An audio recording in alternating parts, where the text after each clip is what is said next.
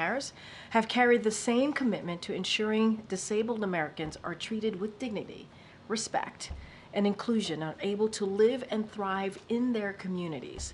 Under this administration, the Biden-Harris administration, Americans with disabilities have seen historic increases in employment and earnings, and the administration has taken significant steps to protect civil rights and promote full participation in society. And that work will continue. With that, I will turn it over to my colleague, Admiral John Kirby, who's here to take some questions on the House Foreign Affairs Committee's report released yesterday on the Afghanistan withdrawal. With that, Admiral. Thank you. Afternoon, everybody. As you saw today, House Republicans released their investigation report into Afghanistan withdrawal. This comes, of course, 2 years after their first report, and this one says little or nothing new. We've already issued comment about the one-sided partisan nature of this report, so I'm not going to belabor that right now, but I do think a brief rundown of actual facts is important. First, on the very day this administration took office, the Taliban was in the strongest position it had been in years, and the Afghan government the weakest. The Trump administration cut a deal called the Doha Agreement that mandated a complete U.S. withdrawal from Afghanistan, and yes, that included Bagram Air Base, by the end of May 2021. That deal also released 5,000 Taliban fighters from prison. 5,000 fighters. In return, the Taliban agreed not to attack U.S. troops, which is a good thing because the former president reduced our presence in Afghanistan from about 14,000 down to 2,500. As General Frank McKenzie, former commander of U.S. Central Command, said himself in testimony, the Doha deal had a, quote, really pernicious effect, unquote, on the Afghan government and military. As we saw, it demoralized them and it disenfranchised them. They knew right then and there that America was on its way out. Indeed, in October of 2020, then President Trump ordered his military to rush the exit from Afghanistan and have everybody leave by Christmas of that year. President Biden, for his part, faced a stark choice when he came to office. Abide by the flawed agreement and end America's longest war, or blow up the deal, extend the war, and see a much smaller contingent of American troops back in combat with the Taliban. He chose the former, and he was able to buy additional time to prepare for that withdrawal all the way into the summer. And we as a nation are safer for it. Any and every discussion about what happened in Afghanistan has to start right there. Sadly, the report does not dwell on it.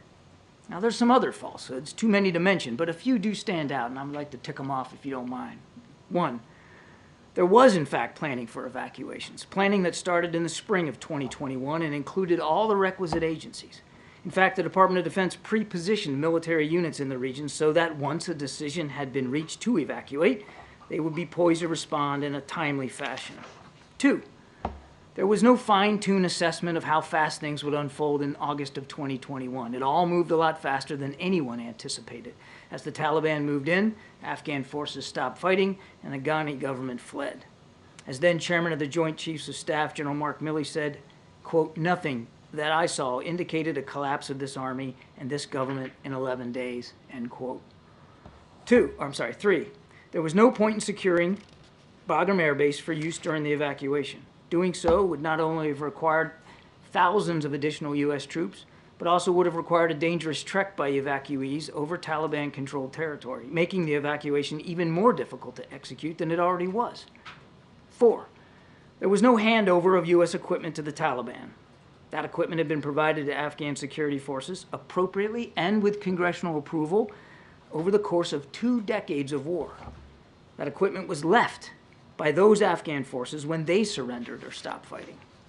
And 5, there was no deception, lying, or lack of transparency by this administration, either during or after the withdrawal.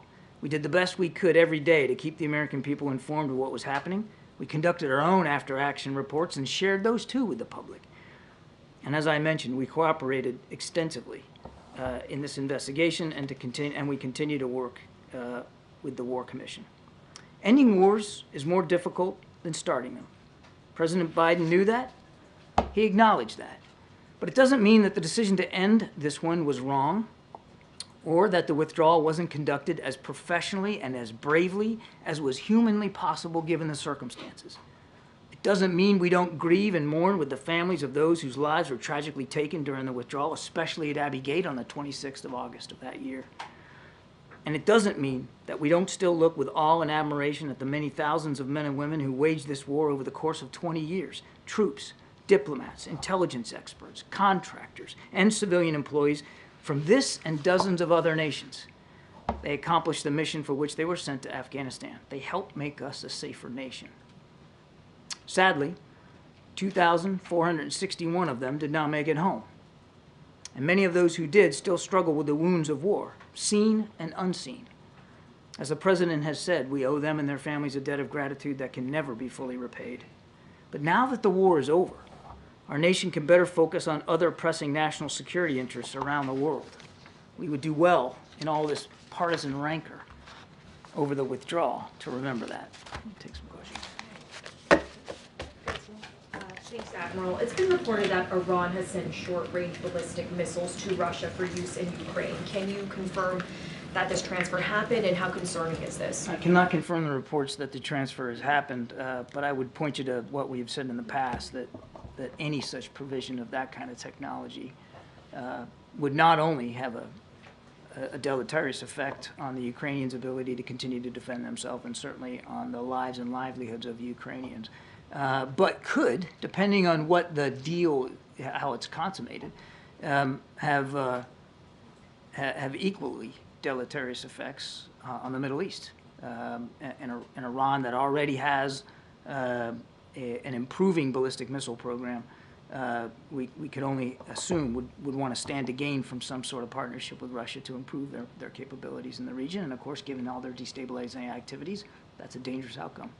And is the White House prepared to increase pressure on Netanyahu to accept a ceasefire deal, potentially doing something similar as the United Kingdom in terms of withholding more weapons? I can't think of anything we haven't put more pressure on ourselves on than to try to get this deal. And we still, I think I just drew on myself. I think we know how urgent this is. And we're working night and day to try to see if we can get a deal in place. Hamas is the main obstacle to this right now. Thanks, Admiral. A couple of things. Firstly, on Afghanistan, so would you argue that the withdrawal is a success, or do you admit that there were failings involved in that? I point you to the after-action report, where I think we've been very clear about the planning efforts and the execution of the plan. No plan of any operation whatsoever ever goes exactly according to the dictates by which you laid it out. Clearly, there were moments of great violence, and there were moments of mission execution that didn't go exactly the way we wanted it to go. I mean, nobody's walked away from that. But in the main, we were able to get 120,000 some odd folks out of there safely, with an airplane taken off about once every hour. And again, we've laid it all out in an after-action report that the State Department did, that the Department of Defense did, that we did here. And sorry, just very briefly on the point about Keir Starmer's visit and Gaza. I mean, is the President going to be pressing Prime Minister Starmer to perhaps reverse his decision on the arms sales, or conversely, might he be seeking some advice about about how the U.S. might do that and hold arms? We're looking forward to the visit. There's an awful lot to discuss. I think you can expect the Prime Minister and the President to talk about what's going on in Ukraine, what's talking about the Middle East, even in the Indo-Pacific. This isn't about twisting arms or trying to change minds. The British government has made their determination about arms provisions to Israel. We respect that. That's for them to speak to. This is about how we move together as principal allies and good friends on a range of foreign policy issues. And I think it's fair to say that that as part of this meeting on Friday, it will focus heavily on an extended agenda of foreign policy issues, expanded agenda. Thanks, Karine. Admiral, there have been requests, or there have been signals from congressional Republicans they'd like to continue this investigation into what happened in Afghanistan. Has the White House received any more requests for people to testify? Would they entertain them? I'm not aware of any additional requests for more testimony. Has anyone from the White House or the broader administration been invited to tomorrow's gold medal ceremony for the families of the 13 service members who died? There will be quite a few from the Department of Defense, both in terms of active duty admirals and generals and civilian political appointees in high leadership positions that'll be there. And on going back to sort of accountability and after action, was anyone ever held accountable by the president directly for what happened with the withdrawal in Afghanistan? And if not, remind the audience why not. We have all held ourselves accountable for the progress of the withdrawal across the administration, and it was a true interagency effort to get those 120,000 people out and to make sure we removed our diplomats and our military personnel safely. As I said, Ed, not everything went according to plan. Nothing ever does. And we mourn the loss of those 13 lives at Abbey Gate every single day here. Their sacrifice is not forgotten. But again, we hold ourselves all accountable for that. One other part of the world, because there's been some movement regarding Venezuela just in the last day. The opposition candidate, Edmundo Gonzalez, is now in Spain seeking, or expected to be granted political asylum. There's been a lot written and reported in the last few days about what the administration may or may not be trying to do to get Maduro to leave by the end of the year before his next term would begin, even though the U.S. and others don't necessarily think he has. What is the latest on what the U.S. is trying to do, and would they ever help Gonzalez come back to Venezuela? I don't get into hypotheticals one way or another about Mr. Gonzalez and what his future might be. He wouldn't have had to seek political asylum if he wasn't accused of trumped-up, ridiculous charges and forced in that manner to flee his own country. What needs to happen next is Mr. Maduro needs to heed the call of the international community and, quite frankly, the Venezuelan people, and release the data so that the whole world can see what the Venezuelan people, who they voted for, and that their democratic aspirations are met. We have in the past, you've seen, levied sanctions against Mr. Maduro and his regime. I don't have any announcements today, but I can tell you we're constantly looking at what our options could be going forward, depending on the decisions that Maduro makes. And does the White House anticipate any surge in illegal border crossings or attempts to do so because of the instability in Venezuela? Haven't seen that play out. I mean, obviously we'll watch this as closely as we can. As you well know, the numbers at the southern border have reduced and reduced significantly in the past months, but have not seen any indications of a surge coming out of Venezuela. John, China said that they'll be holding joint naval air drills with Russia starting this month. What's the level of concern from the administration that these two countries are cooperating? Is this a sign of deepening cooperation? I think it is, sure. We've been watching this defense relationship grow and deepen over the last couple of years to include the exercise of their militaries in both air, at sea, even on the ground. So we'll watch it like we watch all exercises. But I don't. These are two nations that don't have a long history of working well together. Certainly not militarily. These are two nations that don't necessarily fully trust one another in the region or beyond, around the world. So I see no reason for us to change our own military posture or deterrent posture as a result of this exercise. This is a long planned exercise. It's a part of their regimen. So we'll watch it and monitor, but there's no there's no dramatic imminent concern about it. All right, just a couple more. Go ahead. Thank you, John. Firstly, on China, there are a raft of bills up for vote in Congress this week that have to do with keeping China from accessing Inflation Reduction Act funding, that limit their EV market, that try to counter their influence on culture. Are these things that the administration supports? And do we expect to see these carried through in the Harris administration? Well, let's see where it goes. I don't like to talk about draft legislation one way or the other. Okay. Well, let's talk about Afghanistan then. Chairman McCall drew a direct line and countered something you just said, which is you said they helped make us a safer nation. He believes that the withdrawal from Afghanistan. Right, Jackie. Do you need a minute?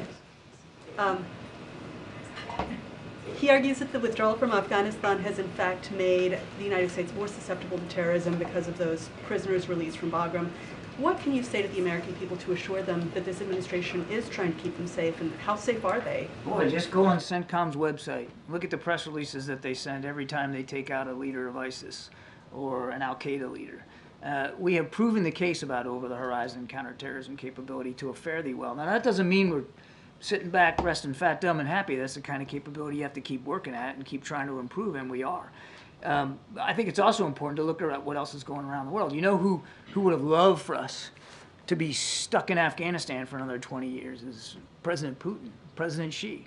They would have loved that. But now, because we're not in a ground war in Afghanistan, a ground war for which the original mission had long since been accomplished, we're able to focus on those more modern and relevant threats to our national security posed by nation states and non-nation states around the world. But as for counterterrorism capability, again, we have proven time and time again that we are able to monitor the threat and deal with the threat, sometimes in near real time if need be. Not taking it for granted, not saying we don't always have to keep sharpening it, but believe me, we're focused on it. Administration officials have said that after the 6 hostages were killed earlier this month that Hamas changed the terms of the deal. Did Hamas explicitly tell mediators that there are new terms, that they want more prisoners released? And would you still characterize negotiations as on the verge of a ceasefire and hostage deal? To your first question, yes, Hamas did change some of the terms of the exchange, and that has made it more difficult for us to get there. I'm sorry, your second question was? Would you still characterize the deal as on the verge? We still believe that even for the new amendments that Hamas has made, that it's still worth an effort to try to see if we can't get back into a ceasefire negotiation, but we're not there right now.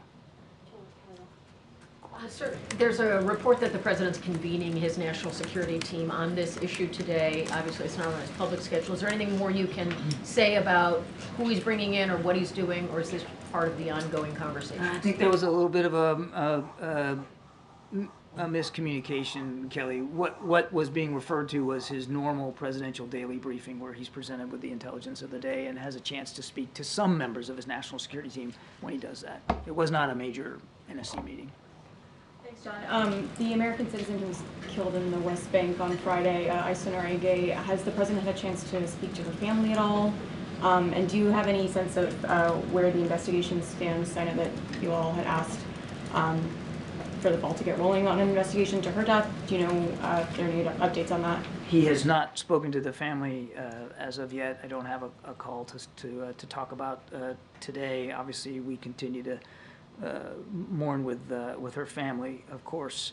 The Israelis have reached out, made sure that we knew that they were promptly investigating this. As I understand it from just before I came out here, they are moving swiftly on this investigation and will soon, we think, in coming days, be able to present their findings and conclusions. We'll obviously withhold our judgment until we see that. We've called for a complete, thorough, swift, and transparent investigation. We'll see what they learn. Okay, final question, go ahead.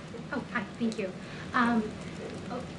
Do you have any response to Russian drones violating NATO member states, Latvia and Romania the weekend? I think you're talking about reports that parts of drones, I think, have landed in Allied territory, if you will. This is unfortunately not a new development, as it happened over the course of the war in Ukraine, where missile fragments or drone fragments sometimes get caught up in the combat and air combat and land in a neighboring nation. We watch that closely, as you might imagine. We're in close touch with our allies and partners about that. But it just underscores the danger that Mr. Putin's war in Ukraine has now caused to the whole European continent, and the fact that the security landscape has changed, not is changing, not will change, but actually has changed, which is why we're doing everything we can to make sure Ukraine can defend itself. All right, thank you so much, Admiral. Thank you. Thanks, John. Thank you, guys. Okay, all right. Hi, Chris, it's been a while. It actually has been a while, right? It actually has. All right. Question first of all on the war in Gaza. Yeah. The UN Secretary General said the UN was willing to monitor any ceasefire deal. Is this something the White House is interested in, perhaps taking them up on that offer? Say that one more The time. UN Secretary General said the UN would monitor any ceasefire deal. Is White House interested in taking them up on that offer? Look, as you know, there is and the Admiral just spoke to this as well, we're continuing to have those conversations. We continue to want to make sure, right, that we get these hostages home. We want to make sure that we have an end to this war. That's what the president has said. And so we are pursuing certainly all efforts, is something that the president said, to secure a deal that would release, again, the hostages that are being held by Hamas. We cannot forget that the murder of the 6 hostages by Hamas and has actually put us in a place where this is incredibly, even the urgency is even more clear, right? And the new demands they've made have called into questions, right? Hamas's readiness to do any deal at all, and the sincerity of the negotiations. And that's what we see.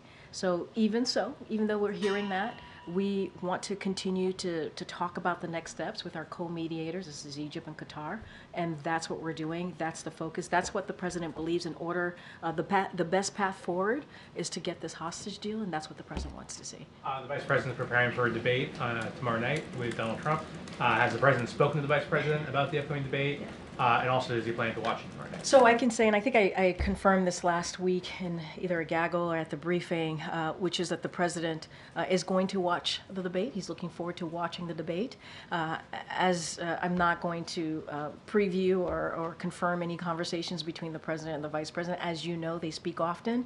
The president is incredibly proud of the vice president. I just don't have anything to share beyond that, but he will be watching. We'll be watching in New York. Yeah, what is he watching for? I mean, I'm not going to get into details, but he'll be watching. He'll be obviously supporting the vice president in her debate. I just don't have anything else to add to that.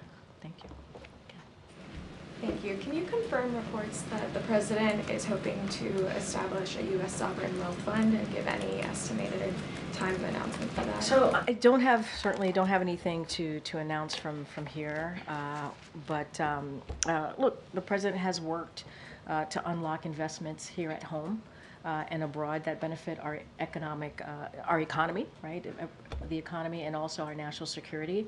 That is something that the president has worked to do in the past 3.5 years. I just don't have anything to announce at this time. Thank you. With Congress back today, can you just give us the broad White House view on the state of government funding negotiations? And obviously you issued the veto threat on the House Republicans' proposal, but with that dead on arrival in the Senate. So a couple of things. I think the SAP went out, so certainly would direct you to that. That came out of this administration. But with the end of the fiscal year rapidly approaching, obviously by the end of this month in September, Congress needs to pass a short-term continuing resolution to provide more time to pass full-year funding bills. We urge Congress to do this quickly, to pass this quickly, to keep the government open. It is really easy. It's like their number one job. They know how to do this, to keep the government open and provide that emergency funding for disaster needs. I just talked about that at the top, about the needs that we're having just right now out west, as they have done on a bipartisan basis. They've done this before, many times in the past. They need to get this done. The proposal from House Republicans is not a solution. It's just not. It contains a partisan poison bill, would erode our national defense, undermine our competition with China, fail our veterans and seniors, abandon communities struck by disasters, and hurt programs that support small businesses while making healthy tax cheats pay what they owe. So House Republicans should stop wasting time. I've said this many times before, repeat it at this podium, and to do their jobs for the American people by keeping the government open. It is a simple job. It's their number one job as Congress, is to keep the government open, and we believe it should be with a short-term CR. Okay, Selena. On that point about government funding, how is the White House engaging with the Hill on this, and does the president have any plans to meet with congressional leaders in the coming days? So I'll take the first question. OMB, Leg Affairs Office, are in close touch with House and Senate leadership on the need to pass a short-term CR to keep the government open. And I laid out what it would do if we didn't, and what it would erode, example, for our national security, as we just had the National Security Council rep here. We're coordinating with Democratic leadership on the best path forward for a short-term CR. And so this is something that, again, they need to do right away.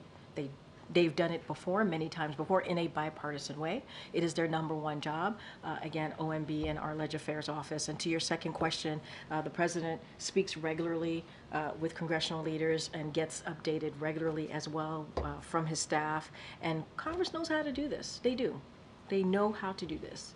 This is the most basic thing, most basic part of their job is to keep the government open. So they know this. They don't need to hear from the president on this directly.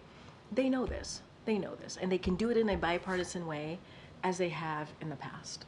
And on the debate, when's the last time that President Biden spoke to Vice President Harris? And do they plan to speak again before she takes the stage tomorrow night? And just anything you can share about the advice or words of encouragement or just what those conversations have been like? I'm not gonna detail any private conversation that the president and the vice president has, whether it's debate or not debate. It's not something that I'm gonna do at all. But I don't have a readout of the last conversation that they've had. What I can say is that he'll be watching. He supports, obviously, the vice president, is very proud of her, and I just don't have anything else to add. And will the president be watching with staff or his family tomorrow night? The president will definitely be watching. I know I will. I know you all will. I don't have anything beyond that. Yeah, Jackie. Thank you, Karine. 31% Good job on. Thank you. It had wings and now it's dead. 31% of I killed a bug. You're welcome. It was very anyway. It was very dramatic. Someone had to do it. I know, and the job was done. The job was indeed done. Thank you. You got the job done, for Thank sure. you. 31% of registered voters said in a New York Times Siena poll that they still need to learn more about Vice President Harris. So why is she spending so much time trying to define Trump and link him to Project 2025 rather than define herself? I mean, look, those questions, obviously, those are campaign questions. You would have to ask the campaign, and that is for them to speak to. And what I will say is, what I can say is that as far as contrast, the contrast can't be more clear. It couldn't be more clear. If you think about 4 years ago, America was reeling. It was reeling. In a once-in-a-generation pandemic, it was isolated from the world stage. Crime was up. The middle class was sidelined. We saw an insurrection on January 6th in 2021 that the former president led.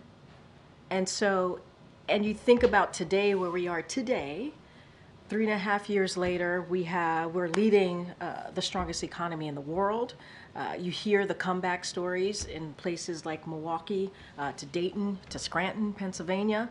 And so we have done what people said we couldn't do, which is turn the economy around, turn the country around, be a leader on the world stage. And I think it's important for Americans to know and to be reminded where we were and where we are. And look, and the president certainly agrees with her. He agrees with her, you know, her leadership, her policy decisions. He agrees with her when it comes to making sure that, we need to make sure that we stop what Maganomics, right? When you think about the $4,000 tax hike on working Americans. You mentioned Project 2025. That's something Republicans support. Is a radical idea, a radical policy agenda that's going to do more harm to the American people. Trump has repeatedly disavowed it, distanced himself from it. I mean, and I said Republicans. That's something that Republicans support. So this is not anymore being cast as something that Trump embraces? Let me just get that straight. I mean, look, you asked me a couple things. You asked me about the contrast, why she continues to make the contrast. You have to talk to the campaign on her strategy and how they're moving forward.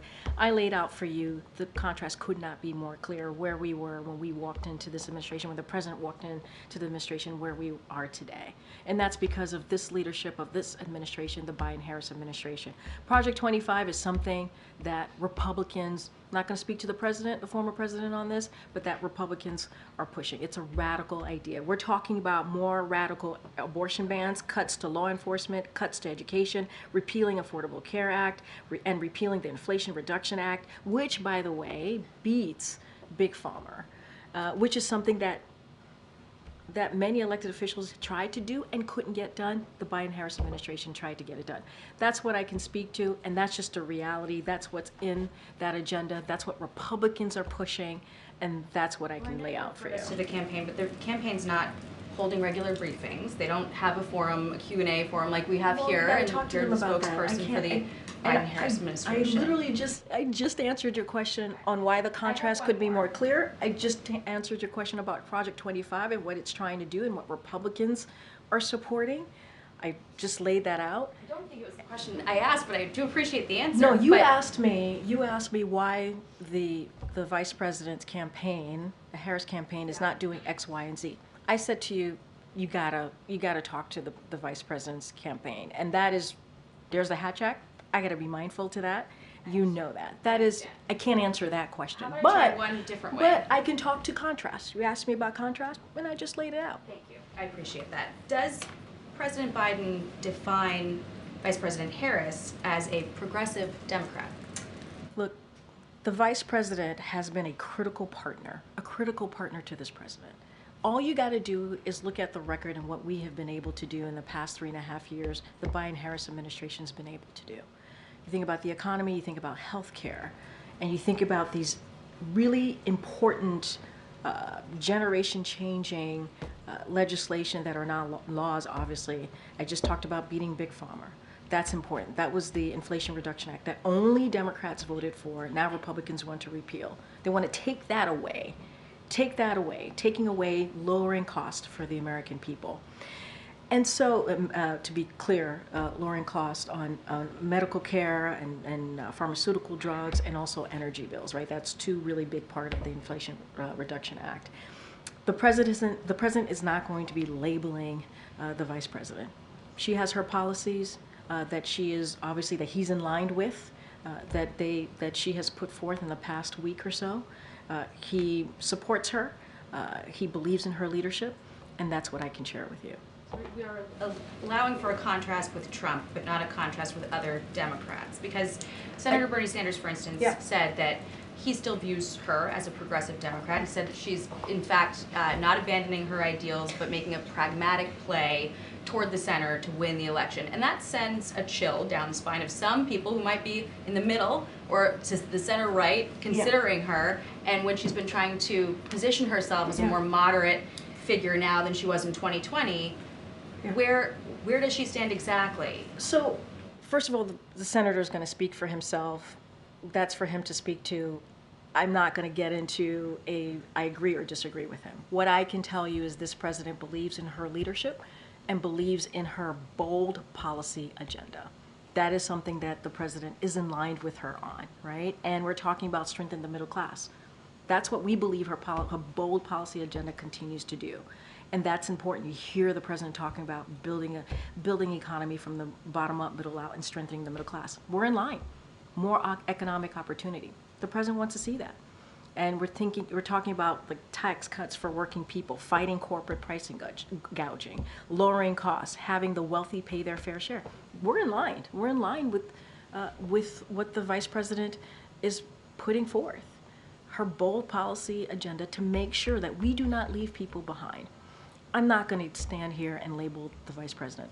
The senator has every right to say whatever he wants to say. What I can say is the president agrees with her bold policy agenda and her leadership. Wait, did I just call on you? Okay, let me just try and get other people. Go ahead, Karen. Go ahead, Karen. The Congressional Black Caucus today released its corporate accountability report on diversity, equity, and inclusion.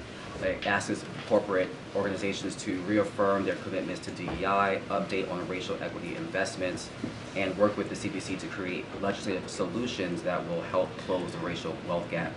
Does the administration have a reaction to this report? Have they engaged with the CBC or advised them about this report at all? So it just came out. We hadn't had a chance to review the report, but you know this is something that this administration believes, how diversity is our strength.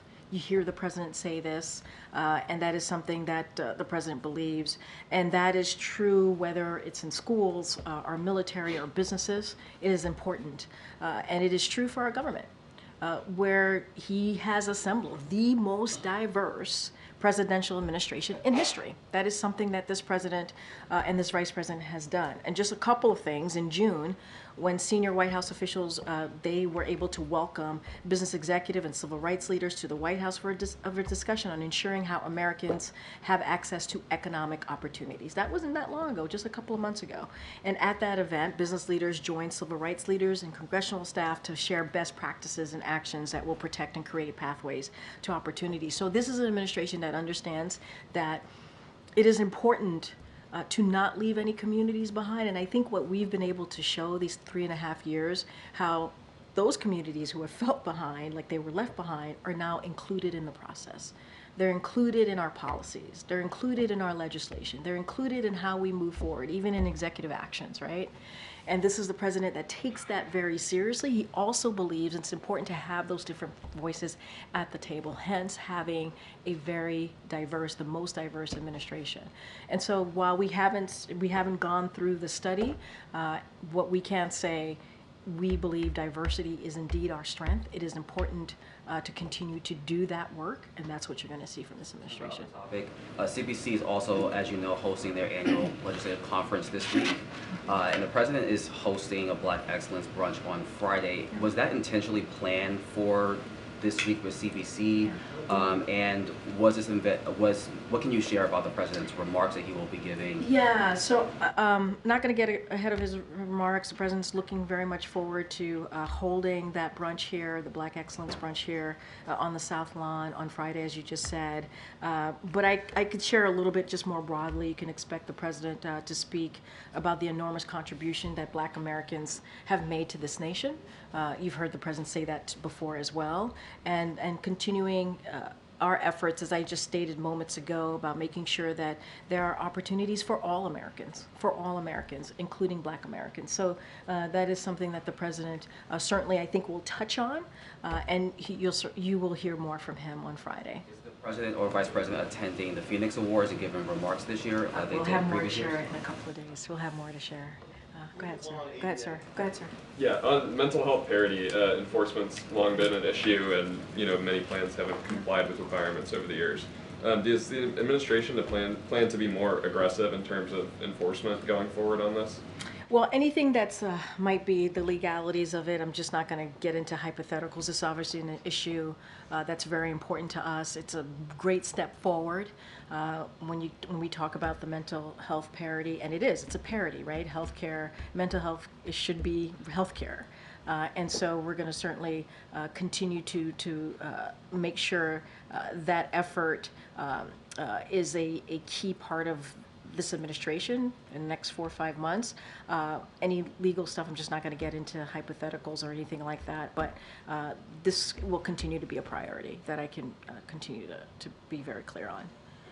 Kat Kellyo. How would you describe the way in which in briefings and in other White House communications since July 21st, you reference the vice president more? We hear now more Biden-Harris administration, when if we look back, it would have been much more focused on just the president. So as you do that, how do you describe the importance of, in this official way, talking about her and linking her to the accomplishments? Look, I think it is important for Americans to know that the vice president has played a very big role in the success of this administration over the last 3.5 years. And we have said this before, even before July 21st, how much of a partner she's been, a critical partner. It is not the first time that we've said it. Maybe we're saying it more, to your point, but we've been pretty consistent in saying that their partnership is important, and how she has had even a critical role. If you think about some of these historic pieces of legislation where she was that vote, the vote that she made in the Senate, helped pass that legislation and turn it into law, the Inflation Reduction Act, for example. And so, I think it is important to note how much of a key partner that she's been. And that's something that the president wants us to do. He wants us to make clear to the American people that Vice President Harris has been here from day one, obviously, and has had a leadership role, and will continue to do that. And Do you see that as a part of her introducing herself to the country, which is something her campaign has talked about, but again, in this official lane? No, I get the official lane. Look, I don't want to get into murky waters here by getting into her own strategy. That is certainly something for her to speak to. But we want to make sure that people understand, the American people understand, that this continues to be a partnership. This is a partnership, and we've said that before. We've said that throughout the last 3.5 years, and you know, the president respects her leadership. He respects her bold policy ideas, as I was speaking to Jackie about back and forth moments ago, and he supports that. And I think it's important for the American people to understand that, to be very clear, and that's one thing that we want to be very clear about from here. Go ahead, in the back. The Office of Management and Budget has asked federal agencies to start thinking about the transition, that regardless of where we are in a couple months and who wins, there's going to be some kind of transition. How are you all thinking about that? How is the president thinking about that? Especially given, I know at the beginning of this administration, a frequent refrain from your office was, we didn't have a lot of help during the transition from agencies within the government, people within the government. How are you all thinking about what you want that to look like? So let me just state this first so that folks who are watching understand, because I know you all understand this. What is happening right now is common. It is not unusual. It is something that every administration at this point, who are clearly coming to the end of their administration, have to do. So it's a common process, nothing unusual there. I'm sure we will have more to share to your question, but you know, the president, look, when it comes to the job that he has had for the last 3.5 years, almost 4 years, he takes that very seriously. He takes everything that he does, everything that comes out of this administration very seriously, because it's about the American people. It's not about him. And in order to have a successful government, he has to have that leadership to make sure it's a successful government, right? It doesn't matter for him or whoever is next. So I'm certain we'll have more to share. But again, it's not unusual. The president's always going to do what's right for the American people, and this is part of that. The last transition was, you're talking about how it's not unusual for government to start thinking about this, but the last transition was anything but usual. I agree with you. I'm not disagreeing. But that's not going to be what this president does. Has he given any specific guidance? Has your colleagues begun thinking about how you want to make it different? I mean, 4 years ago was not normal for a lot of reasons. You are exactly right. I'm not disagreeing with you, and we do not want to go back there, right? We do not want that. We do not want to repeat what we saw the last time around in the last administration. It should not be about someone's personal agenda. It should be about the American people. And I think if you've seen anything, especially these last past couple of months from this president, is that he cares. He puts the American people first, and that's how, in your question, that's what he's going to do. He's going to do what's right for the American people, and how do we move forward in the way that we put them first. That's the best that I can answer that for you. Thank you. No problem. Karine, good to see you. I wonder what the White House makes of former President Trump's comments over the weekend saying, when I win, those people who cheated in elections in 2020 and 2024 will be prosecuted to the fullest extent of the law. Have you seen those comments? Has the president seen those comments? And what do you think of them? I can say I have not spoken to the president about those types of comments.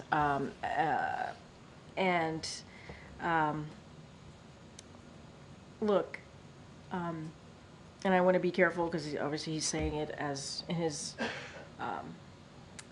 campaign capacity, but that type of rhetoric is dangerous. This is not who we are as a country. This is a democracy, and so that's what the president believes. That type of rhetoric is coming from a former president, is dangerous. I mean, we saw what happened on January 6th in 2021. 2,000 people went to the Capitol. You all, some of your colleagues reported on this. Some of your colleagues were there. Law enforcement members were attacked. It was a dark day in our country because our democracy was attacked. And they went there because they were told that they should overturn an election, a free and fair election, where dozens of Republican judges said that it was indeed a free and fair election. And so that type of rhetoric is dangerous and unacceptable, and that is not what this president believes. Just a quick question Yeah, sure. on voters in particular. As the president makes some outreach to black lawmakers, I wonder if he's going to make some outreach to black voters specifically. You know, both campaigns are working to do that in states like Georgia. Yeah. And perhaps some of that economic message is getting lost with some black voters. If you talk to them, they have a different picture of the Trump economy than they do the Biden economy, so to speak. How's the president, the vice president, going to talk directly to black voters about the economic issues at hand? So I got to be careful because you're asking me about a strategic play, a campaign play, when you're saying voters, black voters in particular, in your question here. So you would have to ask the campaign specifically on how they're going to do that, what their outreach is going to be. But in terms of the record And I hear the question, so I just have to be really clear. We respect Hatchak, we respect the law here, so I can't speak to a strategy here, but it is what you have seen this president, this administration do, cabinet secretaries, this president, obviously the vice president in her official capacity, is that we try to go out there, right? We go out there, we meet the American people where they are.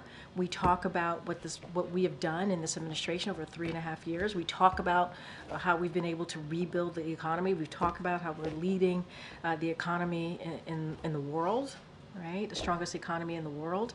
And it is not done by accident. It was not by accident. Right? It is because the president and Democrats in Congress, when you think about the American Rescue Plan, which helped turn things around, put checks in pockets, right? We're able to do that. Put shots in arms, right? So we can deal with a once-in-a-generation pandemic. It was not easy, but we were able to get this done. Now, do we understand that some Americans are not feeling that? Yeah, we get that. We understand. That's why the president is going to continue to talk about ways to lower cost.